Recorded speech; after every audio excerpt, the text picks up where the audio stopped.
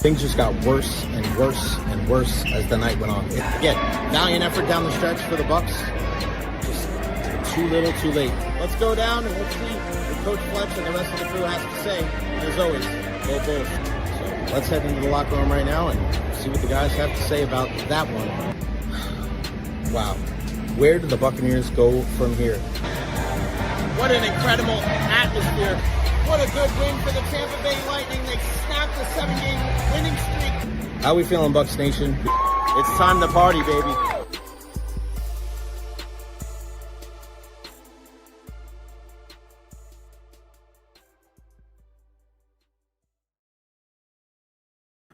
What is going on, everybody? Welcome to the Recher podcast. Happy July 3rd, 2025. Initially, we weren't going to do a show on July 3rd, but since we were off on Monday because of our technical difficulties, we are live with you today.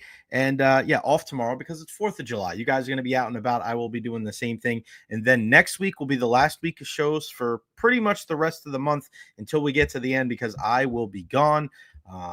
A week in Alabama, a week in New York, and then a week in North Carolina. So a lot of coaching. And then, of course, my not obligatory because it makes it sounds like I have to do it. But heading home to New York like I do every single year to spend time with the family. Uncle Jay is upon us. It is that time of the year. So I get to go spend time with the little ones, my brother's birthday, my sister's birthday, and then hang out with all the nieces and nephews. As always, I want you guys to follow me on all social media platforms, Facebook, YouTube, Twitter, Twitch, TikTok, Instagram. I'm everywhere. Like and subscribe on YouTube as well. Thank you all for the support. I could not do this without all of you guys. Again, super chats are very welcome. $1, $2, $5, $10, $20, whatever you guys can do to contribute to the program. The super chats really do help. Thank you very much for all the love and support over the years. And of course, our first ever sponsor here on the show, our lead sponsor, Honest Hammer Custom Builders, LLC, residential and commercial needs, 813-244-0956. You can just scan the QR code right there and it'll take you to all their social media platforms.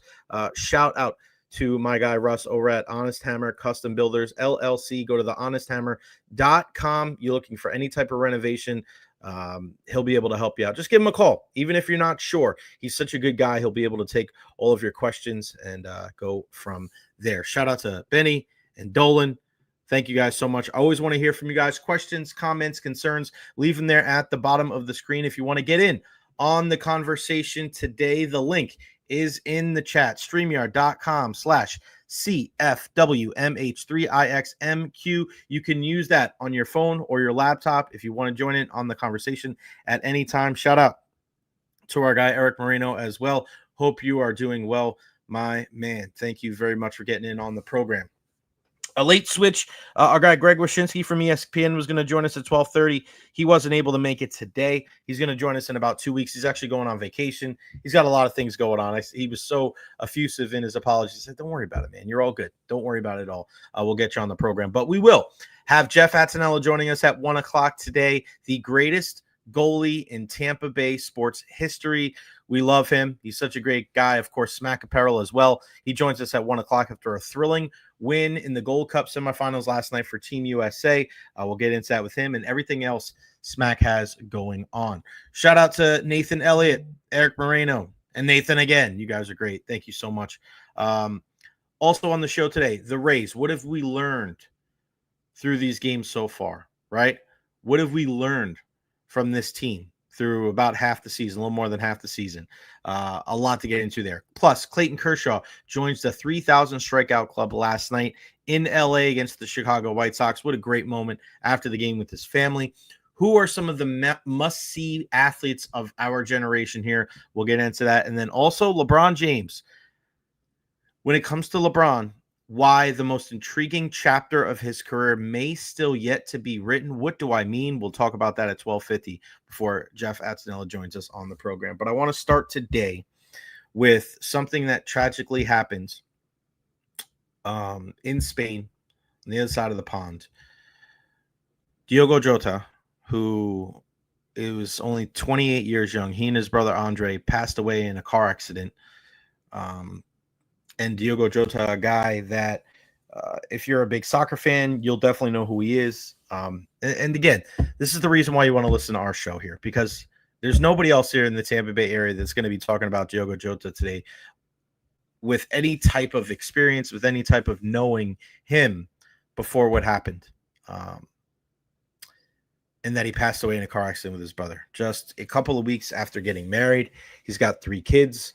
And what I remember about Diogo Jota is a guy that I first saw with the Wolves, the Wolverhampton, and just a Portuguese kid that always played the game with a smile on his face. And he was just an absolute he was a joy to watch if you were a Wolves fan. And certainly after he moved to Liverpool, where he was able to win a Premier League with them and just be a guy that you could put on any of the positions on the front line. He could play on the left, on the right, play through the middle.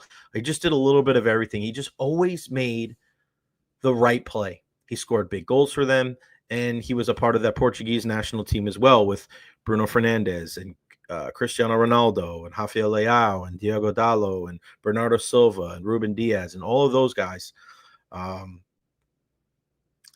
And when you wake up to that news like you did today, a guy 28 years old, 3 kids, he was just married a couple of weeks ago, your heart goes out to him, his family, Liverpool. I mean, you just see the outpouring of love and emotion coming from every team in the Premier League.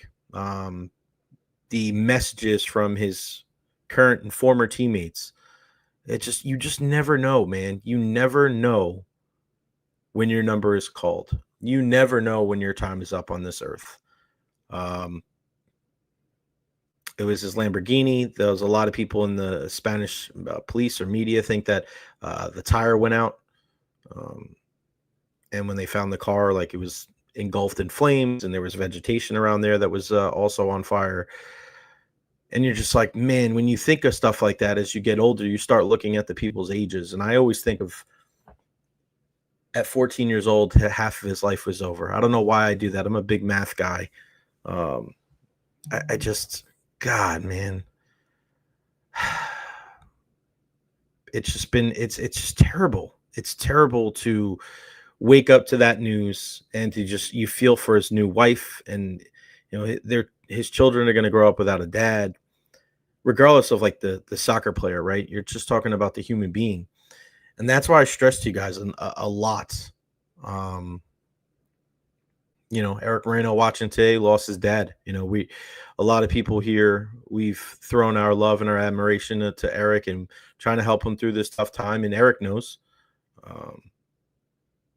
when you lose somebody, there's nothing you could say. There's nothing really you can do. And everybody grieves in their own way. And it just makes you really, really, really take stock in what you have. And, you know, just mentioning me going to see my family in a couple of weeks, like, that's what it's all about, man. You never know. You never know when it's the last time you're going to see somebody, right? All his Liverpool teammates that, you know, excited after winning the Premier League last year, and thinking, man, we're bringing in all these new players. You got Milos Kerkic on one side. You're bringing in all these different players that are going to make your team so much better to add with the Premier League team. To be able to, yeah, Eric, give me a call, bro. If you want to join, there's the link. There you go, buddy. You just never know, man. You never know. So even though you may not have met a Diogo Jota and you've never even heard of him before, just be cognizant that life is fragile. And if you ever have any type of, you know, issue with a loved one and it's just like a meaningless argument, I hope things like this, while it brought a lot of pain to the Jota family, I hope to everybody around the world that makes them kind of realize what's most important, right? Our family, and that life is so precious and so fragile, and it could just be gone in an instant, and their lives are going to be changed forever. So use these type of examples to really take stock in what's important in your life. And we get so mad at trivial things. We get so upset at things we don't have control over, ignorant people, and, you know, things out of our control. But the things we can control, the people that we surround ourselves with, the love and affection that we show our loved ones, that's something that can always be apparent. That doesn't cost any type of dollar amount whatsoever. So if you're estranged with anybody, take these times and give them a call, shoot them a text, build a bridge and get over it. Because at the end of the day, if you don't have that person, you don't want to look back and say, what if, right? What if I did this? What if things were different? All right. I want to talk some Rays baseball, but Eric, I don't want to get started before. There we go. Eric Mareno. What's going on, Jay? How you doing, man? Well, but what do you got for me? Nothing much, man. It's like, yeah, there's nothing when you lose someone, you love, you can't really say anything. You just got to keep busy. That's, just got to keep your mind busy and, just got to live life, That's the way he would want it. That's right. Where are you living now, buddy? I'm in Lakeland. Oh, so you're in Lakeland. So tell us that story because you've been chiming in. And again, we're so sorry that you lost your dad. Where was he living at the time when you lost him? He was here. Oh, he's in Lakeland? Yeah. We had the memorial about a month ago. Yeah, in Spain, yeah. So it was in Spain. So he was from there originally. He's from Connecticut. He's born in Connecticut, but he's from Valencia, in Spain, wow. Yeah. Ironically enough, Jota passed yesterday in Spain. What was the big thing with your dad as far as the influence that he had on you, whether it was in sports or out of sports? He wasn't a really big sports guy, but he would go to the games with me, to make me happy. Like, hey, you want to go to the game? I'm like, yeah, sure. That's great. Yeah, What was the biggest lesson you learned from your dad, Eric? Just live life, don't. Everyone argues, but just keep it low and just be happy and just live life as he would want it. So yeah. What did he like to do on his spare time if he wasn't a big sports guy? I don't know. He was a kind of a private guy, but I don't know. I just don't want to really get into it, but I don't know. Just be with family. Yeah. So I'm with you, buddy. So how are you holding up, brother? I kind of it just went out of nowhere. In the hospital for almost 2 weeks, and then he got better, and it just went downhill. But he's in a better place. I wish he was here. But everyone can't. Everyone's got to go at some time. So it's I'm happy. I'm happy he's not suffering from what he's suffering from. But I'm glad he's not. I'm just glad I got the time with him. But he was only 63, so it's tough. Right. Well, don't ever lose his memory and don't ever feel guilty, because I know sometimes when you lose a loved one, there is a little bit of a survivor's remorse. You know what I mean? And don't ever feel like that, man. And I always think of, when you lose a loved one, what would they want in this situation, right? Like, what would they want if they had their brothers, if they had their choosing, what would it be? And I think one of the most important things is never forget your loved one, but they would want you to live in their honor, right? Live your life in a better way. Try to be a better person every single day, because to make them proud. I always looked at that, and I very fortunate to still have my parents, but I lost my grandfathers, and they were such a big part of me. And I always thought to myself, that's why, Eric, I'm one of those people that I don't really get in the mud. I don't argue with people. I don't talk shit to people, because to me, I always look at it as what would my grandfather say? Right? What would they say? They would say, rise above that shit. Don't let those people bring you down. Stay above it. Continue to put your best foot forward. So, living my life and my career and their honor is something that I try to do on a daily basis. So you try to do that. Yeah. Try to do that same thing, my brother, and make sure that you keep in contact with us here on the show, man, because if we can help you kind of grieve and get through everything and just give you a little bit of an escape for a couple hours every day, I definitely take pride in being able to do that for you, buddy. Yeah, excited for training camp, Jay. It's gonna. I think I got a bold prediction. Go ahead, Baker. If he cut down the picks last year, he should have been in the MVP conversation. Okay. I think someone ranked Baker as the 7th best quarterback.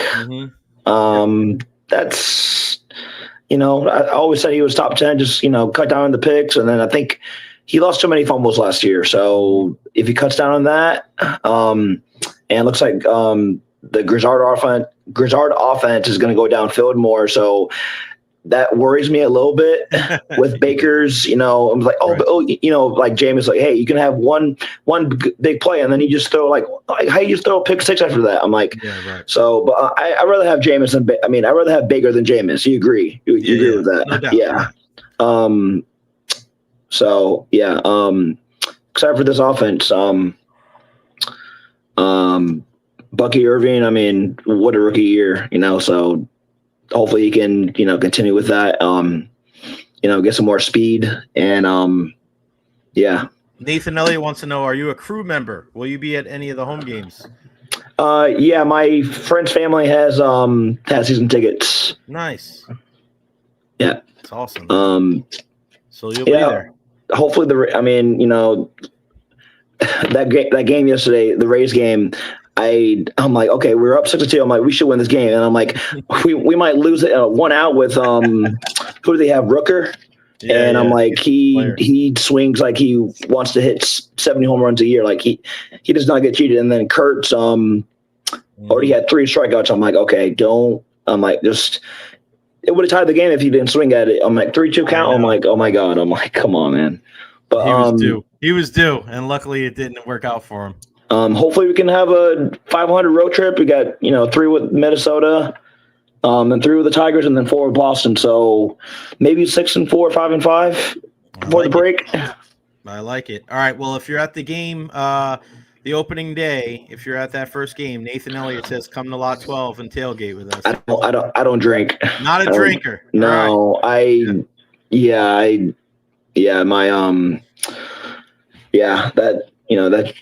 That's he loved he loved so, but no. Hey, got to do the right thing for you, man. I'm not a big drinker either, so I'm with you. You got to understand what your vices are, and you got to understand like what is not beneficial to you and your health and your lifestyle. So I'm with you, brother. Well, keep in contact, Eric. Definitely give me a shout again, my friend. Enjoy the 4th, and we'll talk soon, pal. All right, man. Appreciate it, Jay. You're the best, Eric. Thanks, buddy. Man, it's people like Eric Mareno right there that's why I enjoy doing what I do. And shout out to Dolan. Hang in there, Eric, to see your condolences, sincere condolences. Really, really cool, man. This is what it's all about here on the Jay Recher podcast. So thank you, Eric Mareno, for not only tuning in all the time, but for your support and for giving us a call, man. We always want to hear from you on the Jay Recher podcast. Let's talk about some Tampa Bay Rays. And hope I didn't get rid of my notes. All right, here we go. What have we learned from the Rays so far this season? And it's funny because they call it the Midsummer Classic, right? And in the middle of the year, but it's never like 81 games. It's always like 90 or something. So halfway through the season, it's never so easy, 81 games. So I think now's probably a good time to look at the first half of the season.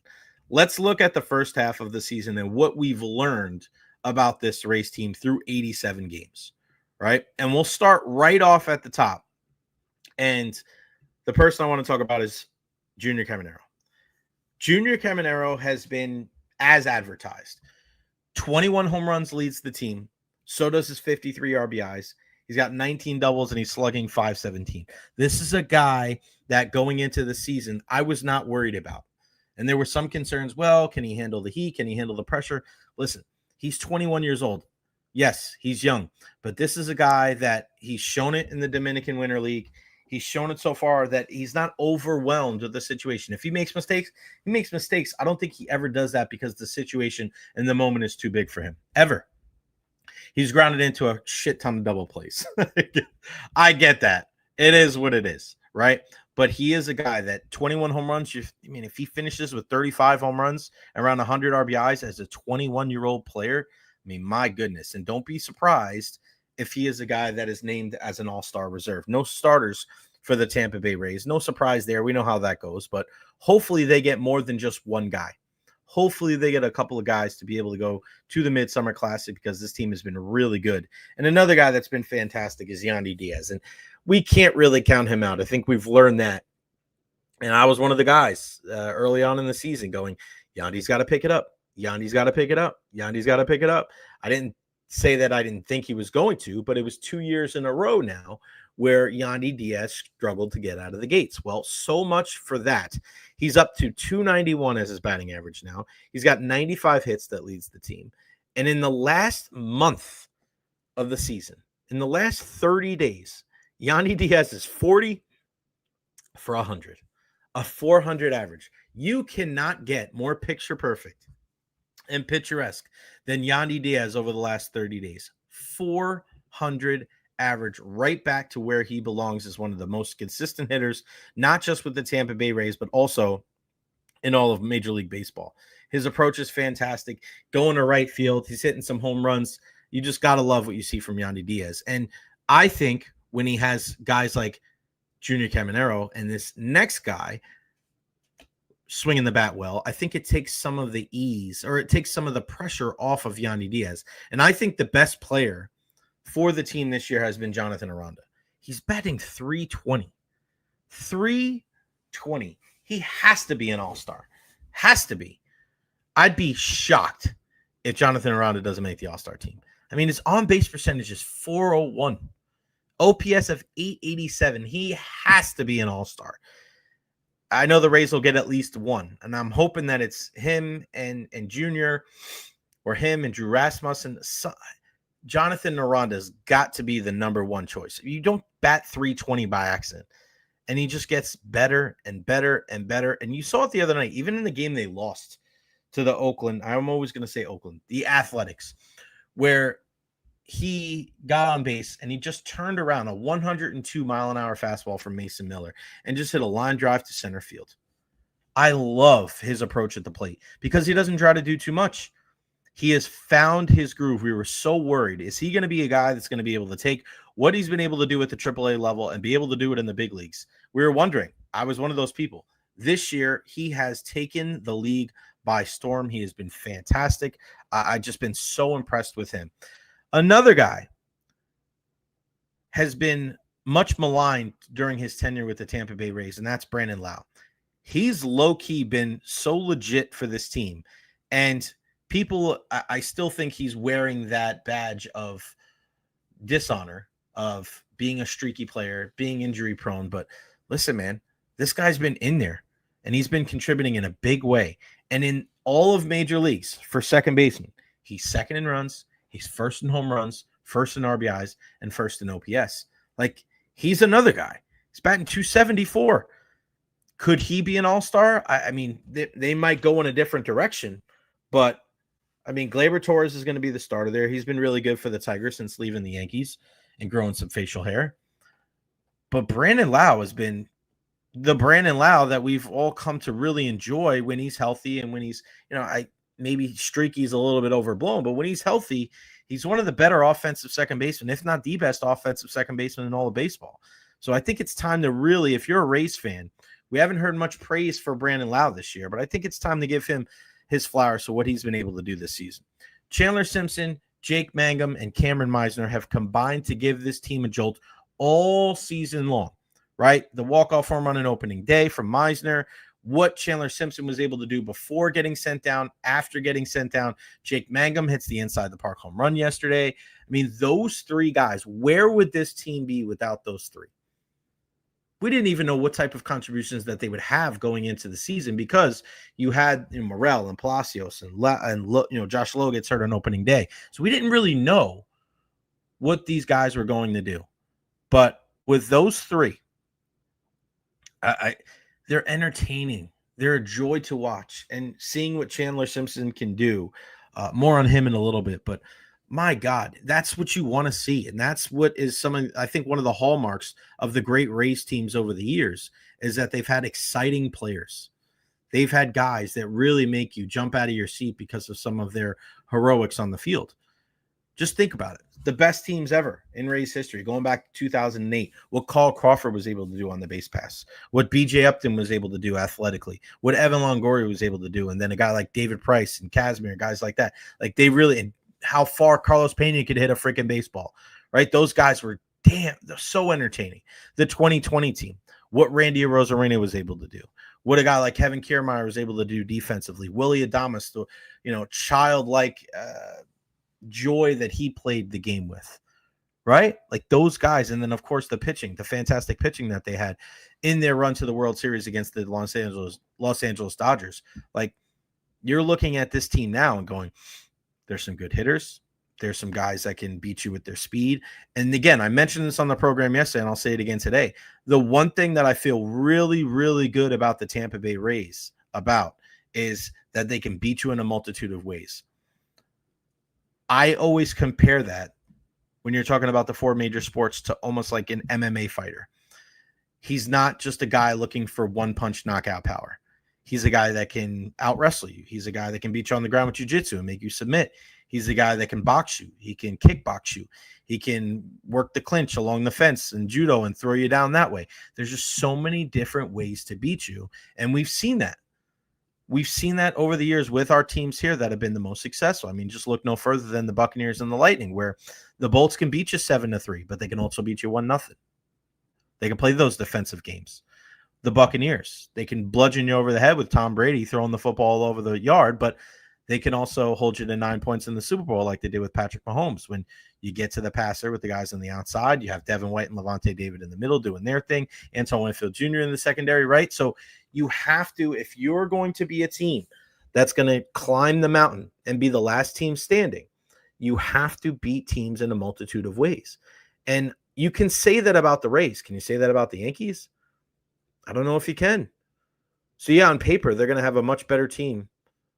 Their roster is going to make a whole hell of a lot more money. But that's why I look at some of the teams that have been the most successful over the years in baseball. The Astros, the Dodgers, even last year with the Mets, beating you in a couple of different ways. Like, that is the success. That's the key to success in Major League Baseball. And that's why you should be excited as a Tampa Bay Rays fan. And then you have the inevitable addition of Ha-Seong Kim. Taylor Walls, I feel, has really stepped up. His hitting struggled early on, but he's come up with some big hits. And he has not let the impending addition of Kim hurt his most valuable asset to this team, and that's his defense. Taylor Walls has been the best defender in baseball all year long, leading the league in defensive runs saved. There is going to be a spot on this team for him when it is all said and done. You're not going to get a guy off this roster that can switch it and play defense that well, because your late inning defense, let's say you take Caminero out and you have Walls, Kim, Lau, and Aranda. Man, that's not bad, man. That is really, really good. And that's another thing that these teams, the best teams in race history, have had. Solid infield defense. So I like it, and I don't think they should get rid of him at all. Pitching-wise, Ryan Pepio has led this pitching staff. Getting the ball on opening day, leads the team with 18 starts so far, second most innings behind Zach Littell. I love the bulldog mentality that Pep has brought this team. And it's just, when you look at him coming across in the Tyler Glasnow trade, and you're always going to compare the two, and Glass has been hurt all year long for the Dodgers. Pepio has been a guy that's embraced this community. He's embraced this fan base right from the jump. And nobody expected him to be able to get the ball opening day. We thought it was going to be Shane McClanahan. And Ryan just takes the ball every fifth day, and he wears his emotions on his sleeve. And he's such a easy guy to root for because he has that type of mentality that Baker Mayfield has. Get on my back. If I have to do this myself, I will. I'm going to go through tough times, and I'm going to get through the other side. He gives up a run in the first and second inning and then throws 4 scoreless innings yesterday. Keeps the team in it. That's what he does. And they come away with the victory and salvage the sweep. I loved his mindset yesterday and all year long. And, Zach Littell, he's done everything you could ask from a guy that's a fifth starter. He's 7-7 with a 3.61 ERA. People are talking about, could he be on the move? I wouldn't be so quick to move Zach Littell. I really wouldn't. He's consistent as hell. And this is one thing that I want fans, especially Rays fans, to be cognizant of. Just because you move on from a guy and he does worse elsewhere doesn't always mean that it's the right thing to move on from him. Does that make sense? Because there's something here. There's something with the recipe for these players that the Rays get the most out of them. Not everybody has that. I would be very surprised if Zach Littell went anywhere else and had the success that he's had with the Rays. So you could move him, and it could work out for you. But it doesn't mean if you keep the guy that he wouldn't have been good and he wouldn't have been able to perform. I hate trading starting pitching, especially when you don't know the future of Shane McClanahan. We don't. We really don't have any idea what's going on with Sugar Shane. You're seeing these videos on Instagram, and he's supposed to be back. And I mean, I really hope that he is a guy that can come back in the second half of the season and do some big things. Do I expect him to be the guy that was starting the All-Star game in LA a couple of years ago? Not necessarily. But can he be a jack of all trades? Can he be a guy that's an opener and give you 6 outs? Can he be a guy that come playoff time can come in the 6th inning and get you out of a jam with a big strikeout? I hope so. I hope so. Because I am still – it's funny because for years you're looking at the pitching and the defense, and that's the bread and butter of this team. But I feel like this team has been more consistent offensively than defensively this year. Because you look at Shane Baz and Taj Bradley – 2 young, like incredibly talented arms, show flashes, but very inconsistent. I mean, both of their ERAs are over 4. That's not what you want from these guys. Not what you want from them at all. And you'll have a situation with Shane Baz where, like you saw the other night, he struck out 11, but he also gave up 7 hits. He's in the zone too much. And you want him to be able to pitch to contact. You want him to be able to not walk a bunch of guys because he only walked 1, but you have to see more consistency from Shane Baz. He's got a 4.3 ERA. Bradley's got a 4.7. Those ERAs have to be under 4. And you guys know I love my whip statistic. Walks plus hits by innings pitched, right? 1.3 for Taj Bradley. Not good. 1.25 for Shane Baz. Not good. And then you look at the last 2 guys, right? Pepio, a little better, 1.15. Okay, you want to be around 1.1. You know, once you get over 1.1, it's just a little bit too much. Zach Littell, 1.07. And then Drew Rasmussen at 1. That is elite right there. 1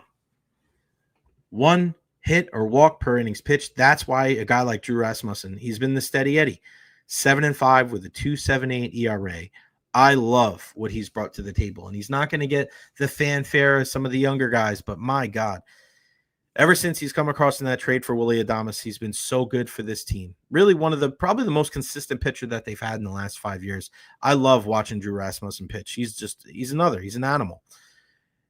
And I'm slightly concerned about the bullpen, slightly, because you have a lot of talent. You got Fairbanks, you got Montgomery, you got Uceda, Rodriguez, or all these guys. But they have to be better. They have to be better if this is your bread and butter. This could be the difference between the Rays being a wild card team and winning the division. Because the bullpen, their 1.26 whip is 11th best. You want to be in the top 10 if that's what you pride yourself on. Their ERA is 13th best, 3.75. They have to be better. And in comparison, the starters, their whip is 1.15, which is 3rd best. Their ERA 10th best at 3.74, right? So the starters have been pretty good, right? Top 10 in the league. The bullpen, just outside the top 10. But these are the things that the Rays pride themselves on, pitching and defense, right? We've talked about that. So you can't get into a situation where this is okay and it's going in the wrong direction like we saw last night. Barely hanging on. And Eric brought up the point, in that last batter with Kurtz. I mean, if he lets that ball from Uceda go, I mean, that's ball 4 and tie game. We don't know how it really ends. The bullpen's got to take a step forward. And maybe is that something that you address going forward? Bringing people up? Maybe. Maybe you address that at the trade deadline. You could. But don't take that as something that's just like a foregone conclusion. Like, oh, they're good. They'll be in good shape. I need to see better. And then last, but certainly not least when it comes to our Tampa Bay Rays, I mean, Kevin Cash, the even Steven, the not get too high, not get too low, the even keel mentality, what he's been able to do just during his entire tenure with the Tampa Bay Rays, but especially this year. It's been phenomenal. It's been phenomenal. And for this team to struggle out of the gates, not really understand how they were going to take advantage of that home field advantage. And now to really kind of circle back, they're 3 games over 500 at home and just playing really, really good baseball. And guys, they're in a much better spot right now than a team like the Yankees, where they're wondering. I saw something yesterday where Anthony Volpe, they had a stat from, I think it was the Yes Network, how many batters he's left on base. Like, why would you put that stat up when you're interviewing this guy after the game? You're just making him look like crap. The Rays have their struggles, but they don't bury their own players. And I know that's New York, and they're like, hey, we're being honest, and they have higher standards. That may be all fine and dandy, but I just don't look at that team as a team that really understands their identity. Everything Aaron Boone always says is, oh, well, we're a good baseball team. We're this, and it just seems like he's blowing smoke up your ass. When what happens with Kevin Cash is Kevin Cash goes, yeah, we weren't good enough tonight. We have to be better, rather than we are a good baseball team. And it seems like he's lying through gritted teeth. So I feel a lot better about the Rays than I do the Yankees in the second half. Now, will they get some pieces back? Get Luis Heel back? Possibly. Will Aaron Judge continue on this torrid pace? Probably. But if I'm the Rays, I just continue to do what I do. Continue to put your best foot forward every day, not get in your head. Look, if the Rays weren't mentally tough, they lose that game yesterday.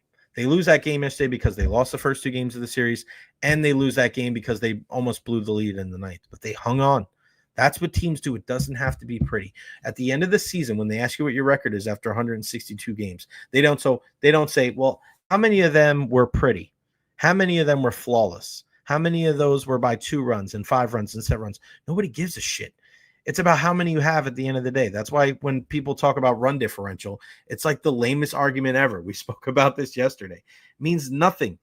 A win is a win. That is it. That is it. All right. Moving on. More baseball talk here. Clayton Kershaw last night makes history. His 3,000th strikeouts. 20th pitcher of all time to achieve that feat. One of my favorite players to watch in any sport over the last 2 decades. And again, we opened the show today talking about Diogo Jota and him losing his life and the impact of his, that his family is going to feel after this. And then you see last night, after Clayton Kershaw wins the game, he has his 3,000th K. And you see his wife and his 3 or 4 kids come into the clubhouse after the game, and they're jumping on top of him, and they're smiling and laughing, and they're just rejoicing and taking pictures with the baseball. And it made you smile, man. I'm not a Dodgers fan by any means, but I always love watching Clayton Kershaw. And it's fun because you get home. I'm a big late night sports guy. I'm a big all right, I'm home, settled, showered, chilling. What's on? I love the Australian Open. I love late night basketball games, late night hockey games, and I love watching Clayton Kershaw do his thing because that curveball is something that I'll always remember just go back and look. If you ever want to see Clayton Kershaw at his best, just plug it into YouTube. Clayton Kershaw against Bo Bichette and Vladimir Guerrero Jr., their first time facing him. And the curveballs and the swings by those young players. And they're just laughing because he's a first ballot Hall of Famer. And he's just that freaking good. So that got me thinking last night, who are some of the other must-see players of this generation? And, of course, I want to hear from you guys. So if you want to get in on the conversation, questions, comments, concerns at the bottom of the screen. And also, here is the link, streamer.com/CFWMH3IXMQ. Who are some of the most must-see players of this generation in any sport? And Clayton Kershaw's on my list. And we'll stay on the baseball side. One of his teammates, Shohei Ohtani. What Shohei has been able to do in his career, being able to be that good on the mound and that good at the plate. World Baseball Classic winner, striking out Mike Trout.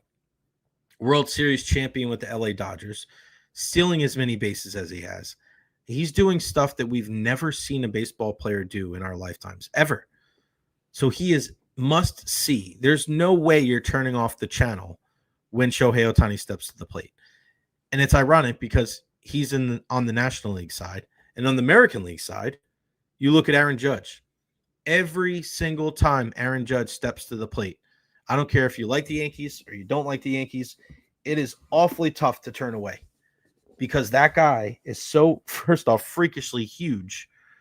But the numbers that he's been able to put out in his career with the Yankees have just been mind-boggling. Couple MVPs. I mean, it's going to be him or Cal Raleigh in the American League this year when it comes to MVP candidates. But you just don't know if he's going to hit a ball 400 feet or not. So when he's on, you keep that TV on, and you just never know what you're going to see. And then lastly, in the MLB, I just mentioned him, and it's Chandler Simpson. Every single time, and mind you, when I say must see, it doesn't mean best. It doesn't have anything to do with like a category of longevity or anything like that. It's must see. When Chandler Simpson's at the plate or when Chandler Simpson is on the base pass, you are leaning forward and you're getting closer to your TV and you're saying something crazy could happen right now because this guy can just hit a routine ground ball to shortstop and beat it out. This guy can steal second and third in 2 pitches. Hell, he might steal home. We don't know what's going to happen. He brings a level of excitement to the game that few have been able to do in the last 5-10 years. It's amazing. I love watching Chandler Simpson play. He's a reason to tune in to Rays games. All right, the NFL. And I'm going to start with guys currently. I feel like Patrick Mahomes is must see because he's a guy that has the ability to do some crazy shit. He can use his legs and run for first downs. He can pull something out of his ass out of nowhere and lead his team to a victory. And he's winning. There's also something about the guy that's at the top of his profession, and he's successful multiple times in the postseason. Tom Brady was that guy too. It's not always about it's not always like the Chandler Simpson thing, right? It's not always like, all right, well, he's just so gifted, the God-given talent that he has, and he's such a freak of nature type of athlete.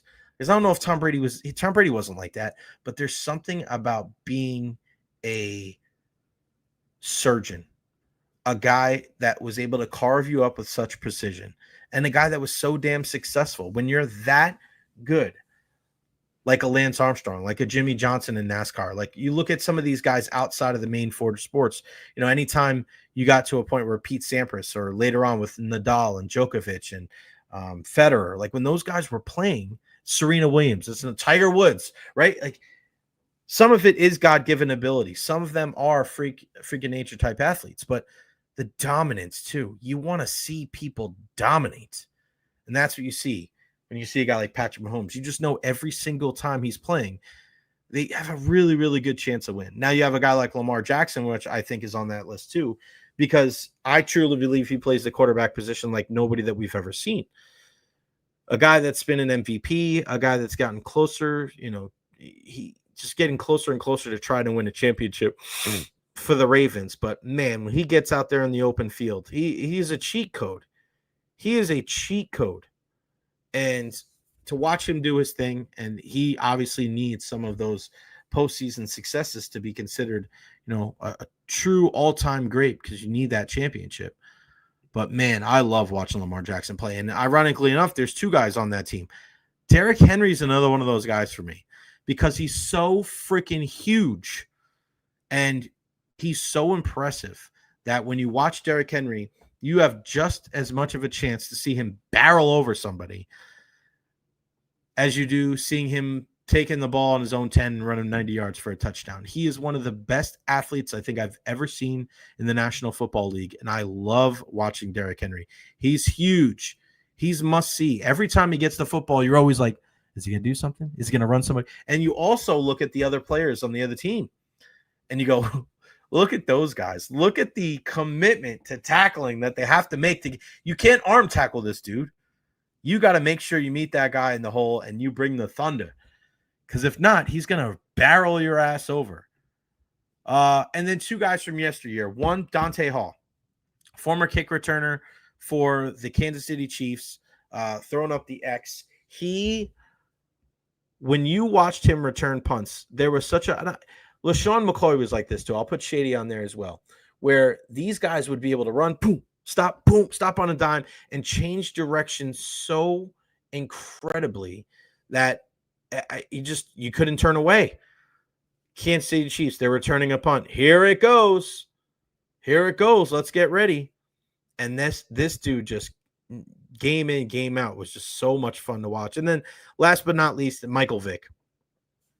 Michael Vick really was, I think, the transition to what quarterbacks are looking like today, where you're making the plays with your feet, that dual threat. And we saw it at Virginia Tech going up against Florida State in the national championship game. And obviously they didn't have enough horses, and Florida State was so good that year. But you kind of said to yourself, there's kids watching this. What's that next generation going to look like? Because we knew Mike could spin it, but obviously in the pocket, his accuracy, that's where kind of he had some of his shortcomings. But when he got outside the pocket and he got downhill, I mean, it was almost a wave of whole shit. You could just see that on the look of the eyes of some of the defenders, because it was such a tall task to be able to contain this guy, and just so fun to watch. Michael Vick highlight tapes are some of the best. NBA, I think you look at the two mainstays from this generation, LeBron James, love him or hate him, and more on him in a second. But LeBron's one of those guys, you tune in. You love him, you hate him. He's going to be in there playing in front of some of the biggest crowds, some of the best teams, playing in the Olympics, right? LeBron's one of those guys. You can't tune out. Steph Curry's another one. Every time Steph Curry's on, you see Golden State on the docket, you go, what's going to happen here? Where's he going to shoot from? Hell, Steph Curry's entertaining before the game even freaking starts. That's special. That's a must-see athlete. When you're so impressive that people will tune into you just to see how you warm up. And then Derrick Rose is another guy I wanted to throw in there, because when Derrick Rose was at the height of his powers, when he was the MVP for the Chicago Bulls, there was just some freakish athleticism that he was able to bring to the team. But he also played hard. He played the game the right way. Coach Tom Thibodeau and those Bulls teams with him and Jimmy Butler and Luol Deng and Taj Gibson and Joakim Noah, those are some good teams there. And they battled their ass off to try to dethrone the Celtics and the Cavaliers. They just couldn't do it. But, man, there was a lot of fun to watch them do their thing. All right, hockey side. Two guys jump out to me, and actually three guys. You got to put Kucherov in there, because every time Nikita's on the ice, you never know what he's looking at. You never know what kind of passes you're going to see. But the two main guys from this generation are Connor McDavid, because of the speed and because of the skill. He's such a freak athlete, and the way that he's able to, and I had this conversation a couple years ago with the great Brian Engblom, the way that he's able to kind of move up and down the ice and still stick handle that well. A lot of times what happens is, if you've ever been on skates and you try to stick handle, it slows you down. You stop moving your feet as much. It almost seems like for Connor McDavid, he gets faster. It's wild. And then when it comes to Alexander Ovechkin, that bull in the China shop, like going down the wing, the shooting from his office, the all-time leading goal scorer in the National Hockey League. Like, Ovi was a guy that you could not ignore, because he was a physical specimen too. He wasn't afraid to lay the body too. Fun guy to watch over the years. And then Leo Messi and Cristiano Ronaldo on the soccer side. And we were so fortunate to see two all-time greats at the same time. What Messi is able to do with his dribbling and just the foresight on the pitch, his free kicks, masterful. He just makes the game look so easy for a guy that's usually the smallest guy out there. And Cristiano, the attention, detail, the skill, the free kicks, the power, the evolution in his game, a guy from being a winger to a center forward, the guy that he's still one of the top goal scorers in the world. He's raised the bar in Saudi the way that he went over there, and we still don't grasp that enough here. We still don't grasp that enough. How Cristiano going over there, and just look at how many different players. I mean, I think of a young player like John Duran, who was with Aston Villa, who could have went anywhere in the world. He went to Saudi. There's so many players over there right now. Joao Cancelo's over there, former Man City guy. Koulibaly, who helped Al Hilal beat Man City. Koulibaly was with Chelsea. Like, these are guys that are not old, right? Cristiano's getting up there in years. Of course, he's 40 now, but some of these young guys are going over there as well. And they're going over there, they're making a killing, and the league has been really good. Again, Al Hilal, one of their teams over there, just beat Man City, who has been the best team in the last decade in the world. So the level of play certainly has risen. And then last, MMA style, Anderson Silva, the Spider. You never knew what he was going to do when he was in this heyday, the middleweight champion of the world, knocking people out. The way he was able to knock out a guy like Vitor Belfort with the front kick, to come from behind victory over Chael Sonnen, one of the all-time greats. Brock Lesnar, whether it was WWE side or UFC, Brock was the guy that you just didn't want to miss it. You didn't want to miss it because there's not many people on this earth that were ever created that look like that guy. I always said that if the aliens come down here and we need to send one guy over there, Brock's definitely on the list. He's definitely on that army of 100 people that are going to go fight that one gorilla. Conor McGregor, love him or hate him, he was a guy that you had to tune in because he was a guy that with his mouth would sell the fight, and he had some incredible victories. And then Ronda Rousey. Ronda Rousey really changed the game. And let's not forget, Dana White said women would never fight in the UFC. He said that. And then Ronda Rousey was in the first fight ever against Liz Carmouche for the Bantamweight Championship at the time. She won, and she brought so many different eyeballs, even in the losses, right? Even losing to Holly Holm and Amanda Nunes, like what she was able to do to the sport. Women's MMA would not be where it is today without her. So she is the final addition to the list. So I always want to hear from you guys. Who is the most must-see athlete of this generation? I mentioned LeBron James. So when it comes to LeBronicus, I've had such a love-hate relationship with LeBron over the years because I feel like he is a guy that's, going about it, and sometimes the things he says and the way he acts. I mean, most recently talking about ring culture. Why did everything just automatically become about ring culture and chasing rings? Like, dude, you're part of the problem if you think it's a problem. You're the guy that left Cleveland to go to Miami to join up with Dwayne Wade and Chris Bosh to win a couple championships. And then you came home. And when you won that championship, it meant everything to you in your city because of the years of futility for Browns fans and Cavs fans and Indians fans. I mean, that's one of the ultimate deciders on what your legacy is all about as a professional athlete. It's the reason why guys like Dan Marino and Charles Barkley and Patrick Ewing and Karl Malone and John Stockton and guys like that cannot be considered the greatest of all time because they've never achieved that team success. They'll be one of, but they'll never be the, because you need that team success to go with your personal achievements. And LeBron's done that, but don't be surprised that that is one of the things that you're judged upon. You should know that. I think you do. And that's where kind of there's that give and take when it comes to LeBron. Like, it just seems like he can't get out of his own way. And sometimes he asks questions that he just already know the freaking answers to. You're one of the answers. But when I think of LeBron, and I think of any NBA player, I think back to legacy, and I think about what would happen if any of these big-time players were able to go to New York and bring a championship to the Knicks at Madison Square Garden. The Mecca is just different. It's different. You ask Michael, you could have asked Kobe, you asked LeBron, you asked Steph Curry. Look at some of the games that they've been able to put up there at MSG against the Knicks. It's just different there. And it's been spotlighted a lot more in the last couple of years because the Knicks are finally good. And a huge reason why is a guy like Jalen Brunson, right? And remember, Jalen Brunson was a backup point guard with the Mavericks. Only reason why he got any type of burn is because Luka got hurt. And then people were saying that it was a massive overpay when the Knicks paid Jalen Brunson over $100 million to be their point guard. He left a lot of money on the table so that his teammates can come, mostly his former teammates from Villanova. And the Knicks, the last couple of years, have been one of the better teams in the Eastern Conference. And whether it pisses you off and it annoys you, think about how much love the Knicks get nationally. Think about how much praise that a guy like Jalen Brunson has gotten.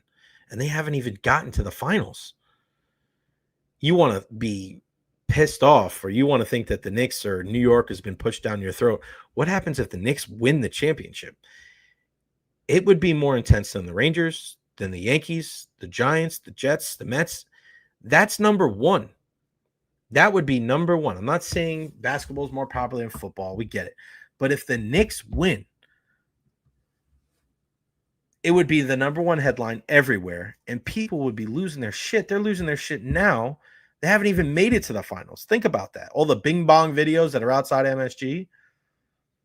So I always wondered, why wouldn't an NBA player try to cement his legacy by going there and being that guy?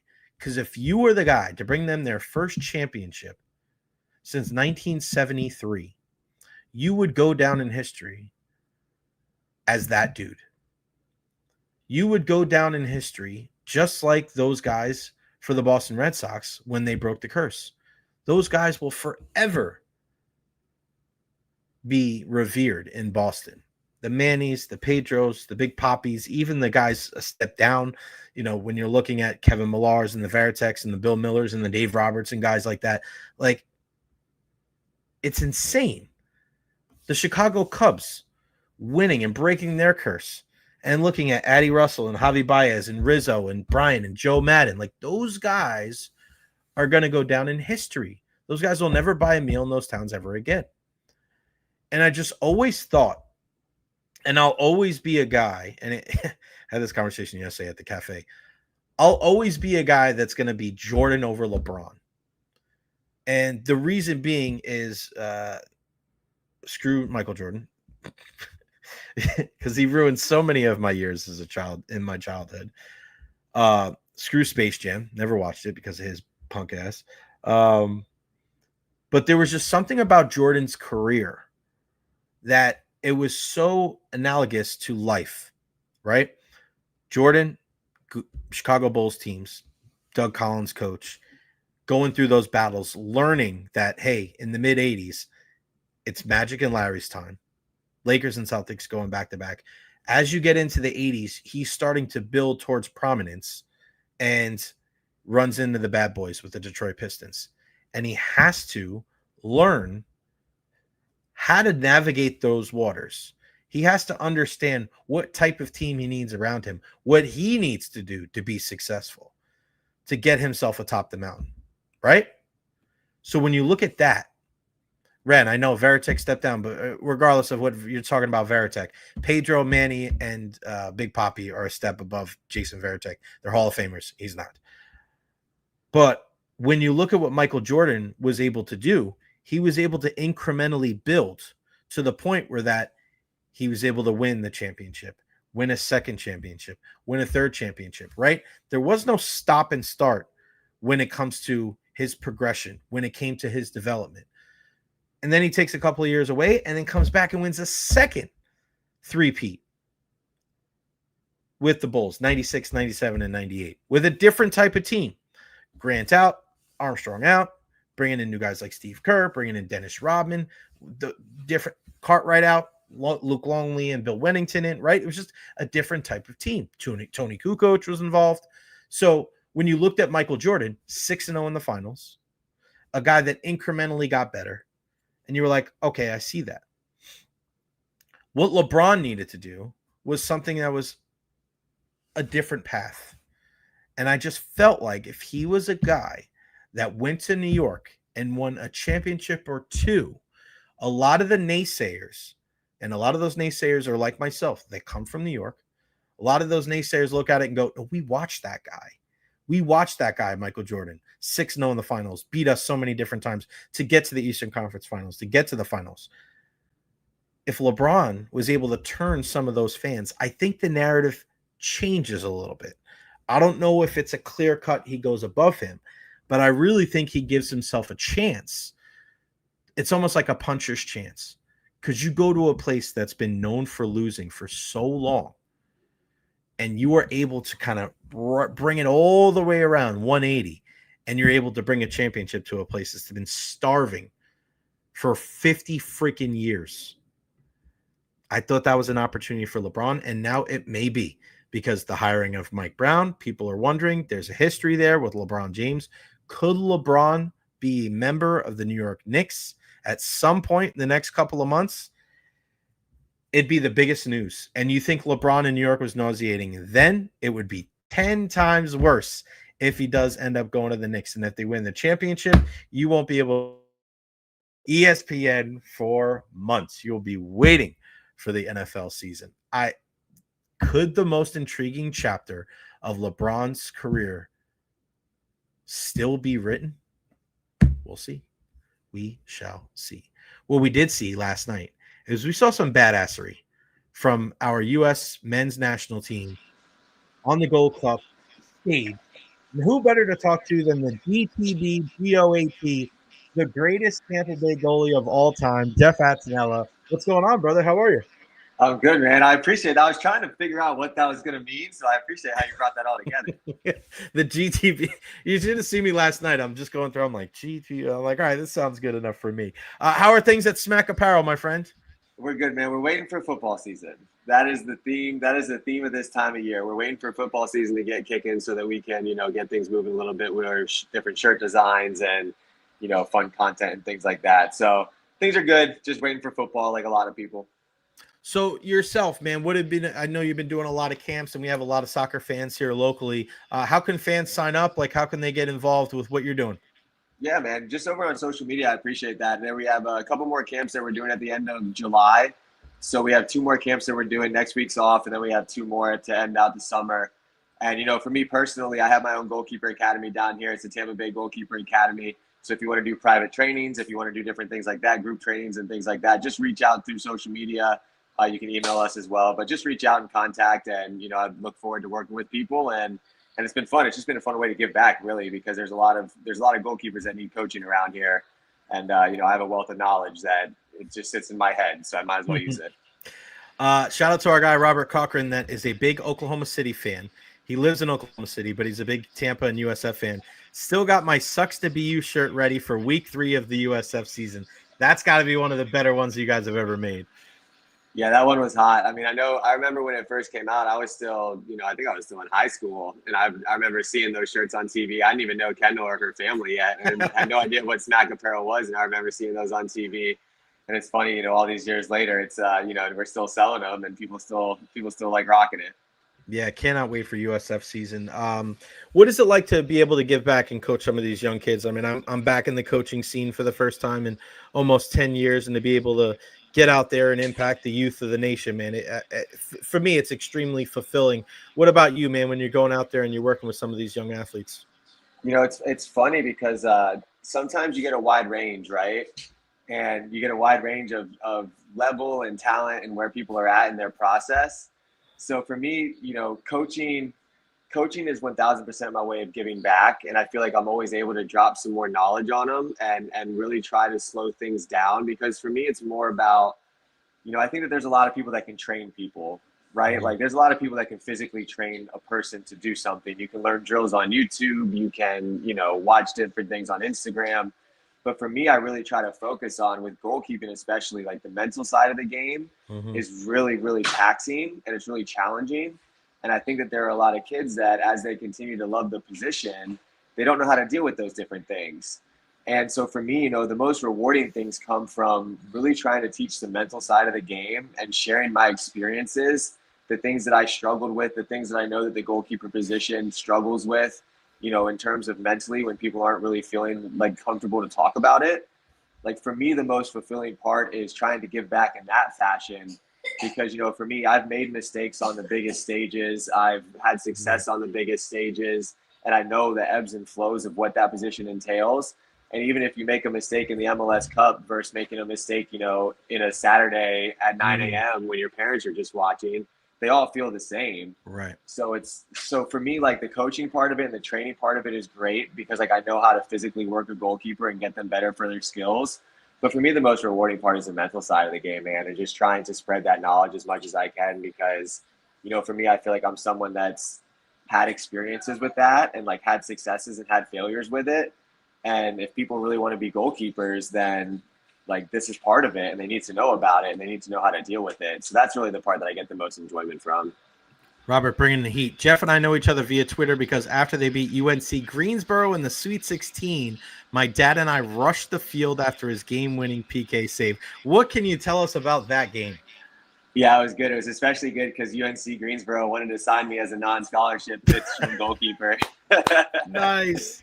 Yeah, and it was the same coach too. So no, that was a good one. That was a tournament game. Yeah, that was a good one. That was before we went on and played.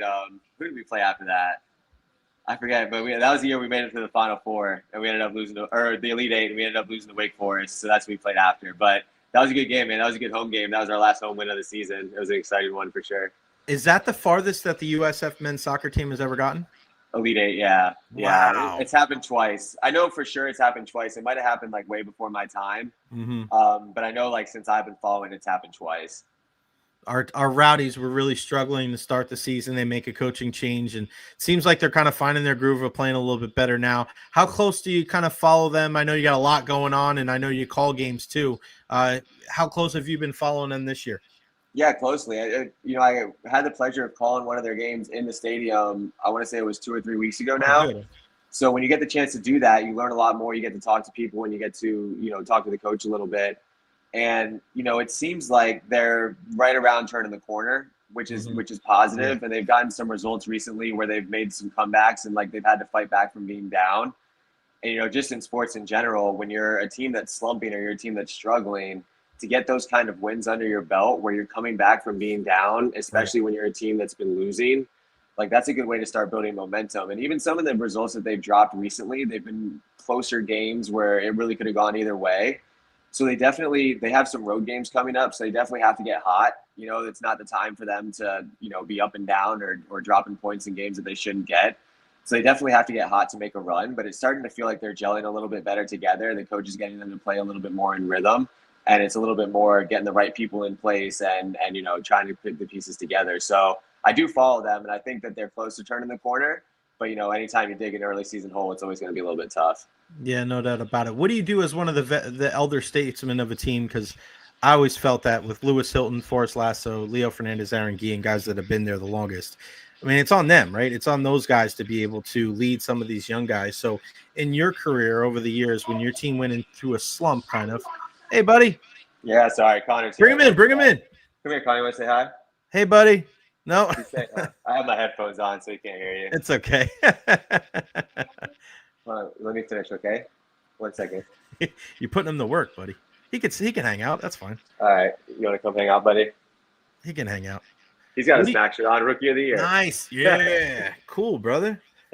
So, Jeff, what do you tell your team when you're going through struggles and you're one of those, elder statesmen, and you say, like, they're looking to you because you've been through the ups and downs of the season. So what do you say to some of those younger players, or is it more of just kind of a lead by example thing? For me, it was always more of a lead by example type of situation. I always thought that, the mentality that you're bringing into training every day and making sure that you're driving the force in terms of what the standard at training is really goes a long way in terms of what you're talking about when you're playing on the field. But, I've been in environments and I've been in locker rooms where some of the leaders, it's team meetings, it's pulling people together, it's making sure that everybody's on the same page. So, sorry, Connor, you got to go, buddy. Give me a minute, okay? Give me a minute. I've been in different locker rooms. He's the best. He is the best. I've been in my daughter's here too. It's an Attinella party here at Smack today. We had no summer plans for them today, so it's an Attinella party. You want to say hi, Remy? Hey. Oh my God, your kids have gotten so big, man. Yeah, I think that's the best. I think it's one of the best parts, bro. Is like through social media, there's so many bad things, but to be able to see your friends, like their kids grow up. Because I remember, like many years ago, when they were barely speaking, and you and Kendall, and you were still playing, and now to see them up, like walking around and going to all their events, like how cool is that to be able to have more time to be the dad, Yeah, it's cool. It's crazy, man. It's crazy how fast it's happening. You blink and it happens really quick. So how old are they now? 8 and 5. Jeez. I know, right? I know. Oh my gosh. But no, man, back to your point, like, I've been in different locker rooms where it's team meetings, it's player only meetings, it's really being the driving factor of, talking about what it means to, the Rowdies are a team that has a lot of history and tradition. Right. And that's a team that, there's a lot of baggage isn't the right word, but there's a lot of, what's the word I'm thinking of? responsibility. I think Mm-hmm. I think that there's a lot of responsibility when you play for a team like the Rowdies. So making sure that the older players are relaying those messages to the younger guys and understanding that, you know, there's a standard for the club. And when the standard isn't being upheld, you know, I'm sure it's not for lack of effort, but when the standard isn't being upheld, you know, there's responsibility for everybody in the locker room, no matter how young or how old you are, to do everything that they can to right the ship. So, you know, I think that there's, you know, the leadership needs to make sure that there's those messages being sent. Mm-hmm. And, you know, they also need to make sure they're leading by example every day on the training pitch as well. Yeah, no doubt about it. And when you look at leadership, you look no further than what we saw last night for the U.S. men's national team, winning 2-1 over Guatemala in the Gold Cup. They advanced to play Mexico now, which is, you know, we kind of knew that was going to happen. You would hope that would happen. But, man, when you see a guy like Luna go out there scoring 2 goals in the first 15 minutes and Mauricio Pochettino coming out and saying, like, he's a driven guy. He's desperate. I feel like that's one of the things that maybe U.S. soccer has missed over the years, Jeff, is those guys that are just so desperate to be out there. And like, he doesn't want to come out of the lineup. He knows that Pulisic's not there and Weston's not there and Moose is not there and Anthony Robinson and Miles Robinson aren't there. But don't tell that guy that. Like, he wants to be a guy that's in the lineup, the starting 11 come the World Cup in 2026. When you watch a guy like that, how inspirational is that? And do you think that type of mindset is going to help them moving forward? Yeah, well, I mean, this conversation could go on really long. Like, this is a really layered, you know, this is a really layered conversation, what you just brought up. I mean, when you look at American soccer now, there's, how do I want to answer this question? Do I want to answer it the long way or the direct way? The long way, good. Whatever you got. I'll go a little bit longer.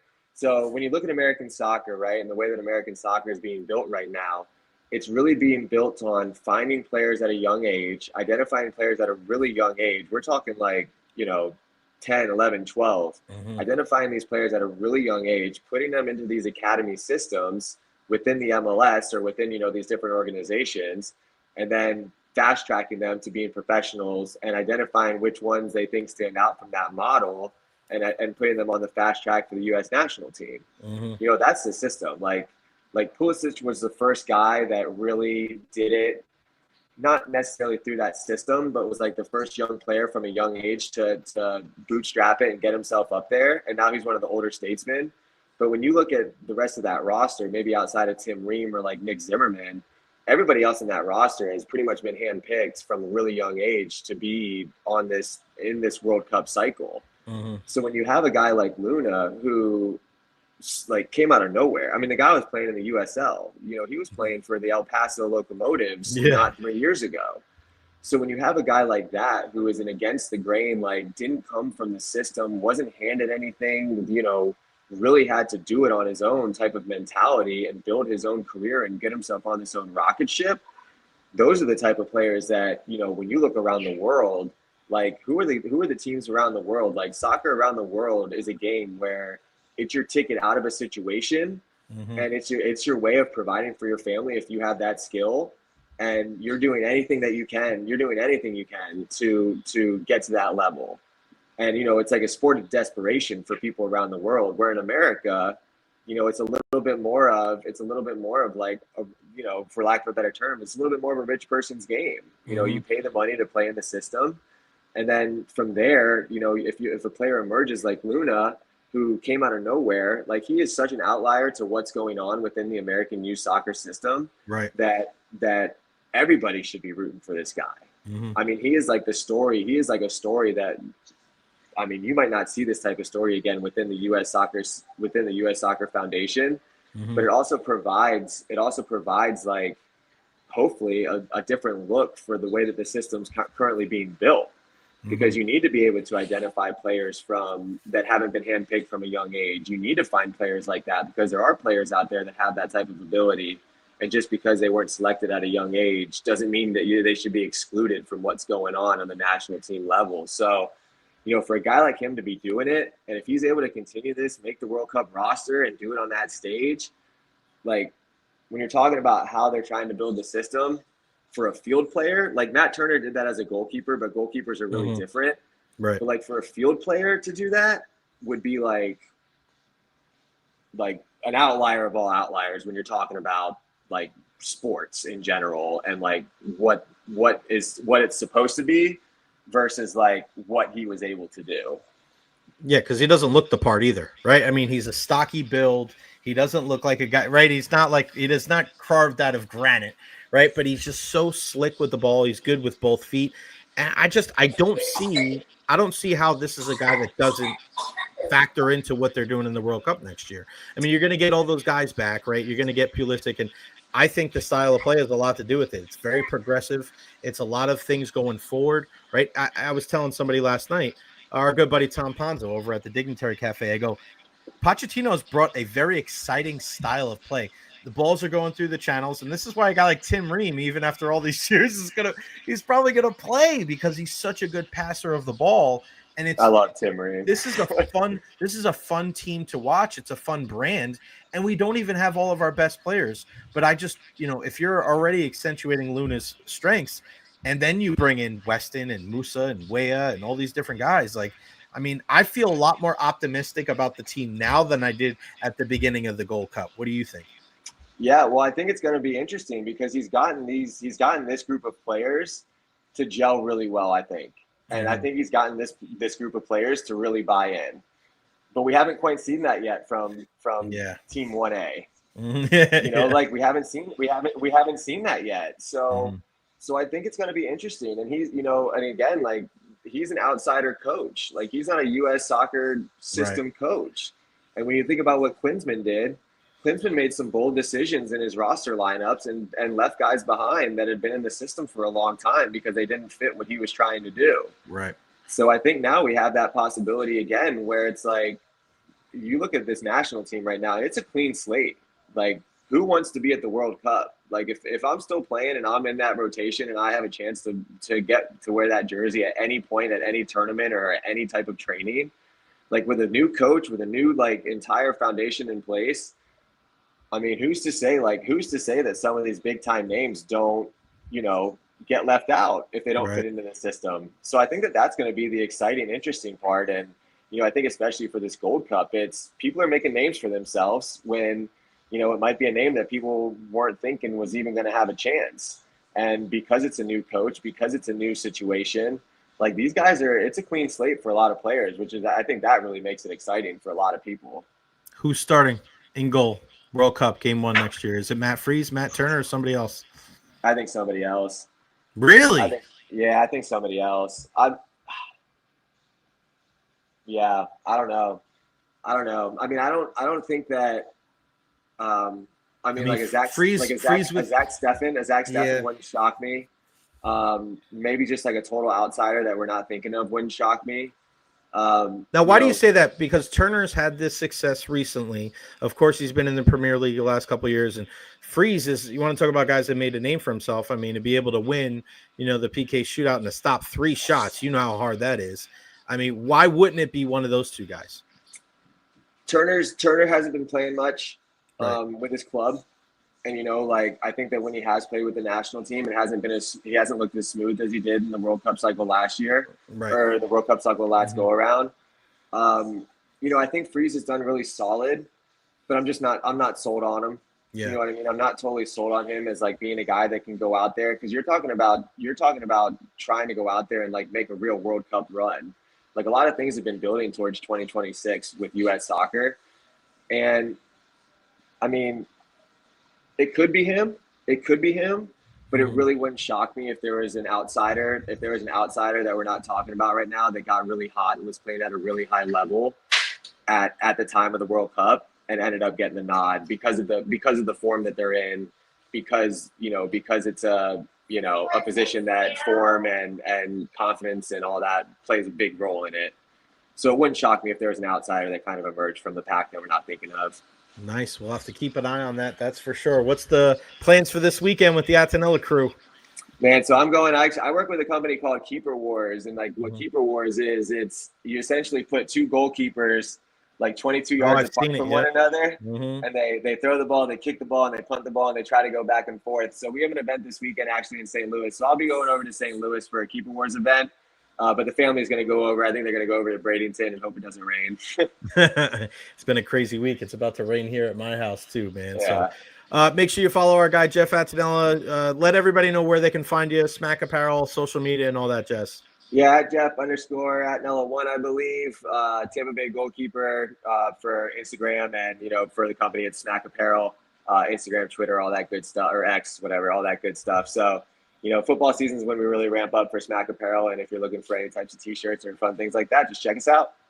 You got it. Give Kenny, Pops, and the entire Attinella family my love, my friend. We'll talk soon. Have a great weekend. Happy 4th. All right, you too, brother. Thanks, buddy. The man, Jeff Attinella. He just doesn't get better than that. The greatest Tampa Bay goaltender of all time. Just an absolute beast. And young swag, yes, R.I.P. Diogo Jota. I mentioned that in the beginning of the show today. The 28-year-old Liverpool forward that tragically lost his life, he and his brother Andre, in a car accident in Spain. Yeah, it's so sad. It really is, man. It really is so sad to hear that news. And again, makes you really appreciate your loved ones and all the great things that we have in our lives. So yeah, hold your loved ones a little bit tighter today. All right, guys, that's going to wrap it up for me. Just a 80-minute program today. I know a lot of people are already thinking and they're fast forward to the 4th of July. I really want to thank all of you guys again for all the love and the support here recently, and just over the first 6 months of the program here. Again, pretty much all week next week, and then taking a couple of weeks off. But again, keep those super chats coming: $1, $2, $5, $10, $20, whatever you can bring into the program. Please, please, please share that with us, because every little bit helps. And before we go, let me tell you one more time about our good friend, the Honest Hammer. I mean, this guy, we just love him. We love our guy Russ and our folks at Honest Hammer Custom Builders LLC. And when you look at what they're able to do on a daily basis to people here in our Tampa Bay area, just look at the construction. They're making your vision a reality. 813-244-0956. Just look at the backsplash there, the tile on the floor, the kitchen looking badass. Again, you hit the QR code. It's always going to be up on our layout here. Pre-engineered metal buildings, bathroom remodels, kitchen remodels, interior and structural renovations, new construction, commercial construction. And the one thing I love about Russ, he's a big-time Tampa Bay sports fan, just like you. 813-244-0956. Give him a shout. Email him, thehonesthammer@gmail.com. And when you chat with him, listen, that's the thing. You don't have to, if you're just asking a question, hey, I got a question about this, can you help me? Yes. Just tell him you heard it right here on the Recher podcast, and then we will go from there. He has been our first and most dedicated sponsor of the program, and couldn't say enough nice things about him as a human being. And those are the kind of people you want to do business with. You trust a guy like that. So give him a shout again, 813-244-0956, or you can just scan that QR code right there. A big thank you to Jeff Attinella and Jeff Taylor. Happy 4th to you and all. Follow me on all social media platforms: Facebook, YouTube, Twitter, Twitch, TikTok, Instagram. I'm everywhere. Like and subscribe on YouTube as well. I think we got 1,500. How many subscribers? 1,550, I think we might be up to. Yeah, 1,550. How about that, man? From 38 in November to 1,550. My goal is to get 5,000 by the end of the year. Can we do it? That is my goal. I need to tell my nephew at Christmas that we got 5,000. So please let everybody know. Subscribe to the channel. Every little bit helps. Again, thank you to Jeff Attinella. Everybody have a safe and a happy and a healthy 4th of July. A nice 3-day weekend for you and yours. We'll be back on Monday right here on the